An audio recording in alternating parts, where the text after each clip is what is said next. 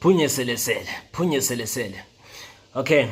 So Bloemfontein Celtic, they have withdrawn from the 2024-2025 ABC Motsepe League, signaling their intention to actually focus their efforts on securing a return to the PSL. Okay, which I obviously see that as a good thing, because Bloemfontein Celtic is a big club, despite the fact that its status was sold, about a couple of years ago. It's still a big club and it still has a loyal fan base. So seeing them return to the Premier Soccer League will actually be a great thing for South African football.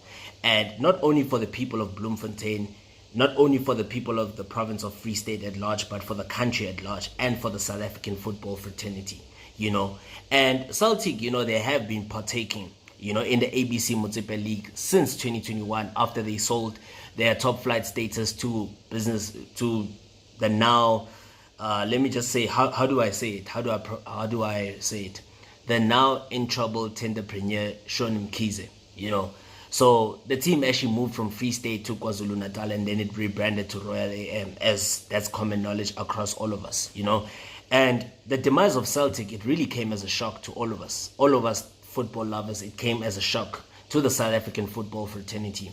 As the club actually, it holds one of the most and biggest loyal fan bases, Because we might look at Kaizer Chiefs, Orlando Pirates as the two teams that have got the biggest fan bases, but even Bloemfontein Celtic had a big fan base, It always had a big fan base, a loyal one at that, a loyal one, And yes, there's a debate between the fact that who has got actually more fans between Mamelodi Sundowns as well as Bloemfontein Celtic. There's always a debate between that because, Bloemfontein Celtic, according to me, has got more supporters than Mamelodi Sundowns, despite the fact that they don't exist anymore.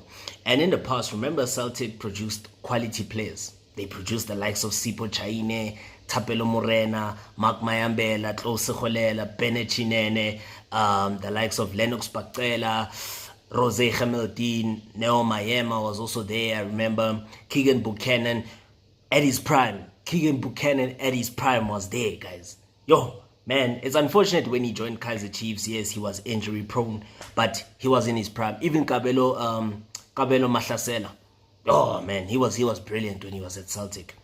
Mahlasela was brilliant when he was at Celtic. Even the likes of Molowanda Omato, Eric Molowanda Omato, Patrick Tinyemp. How can we forget those names? You just can never forget those names. That's why I would really love to see this happening. I would really love to see this happening. And man, Max Shabalala, man, you really did us a huge injustice. You did us a huge injustice. I don't think you should have sold it to Sean Mkhize. You should have sold it to somebody who has got the best interest of the people of Bloemfontein at heart, because you really did a huge injustice, not only to the people of Bloemfontein and the people of Free State, but to the country at large.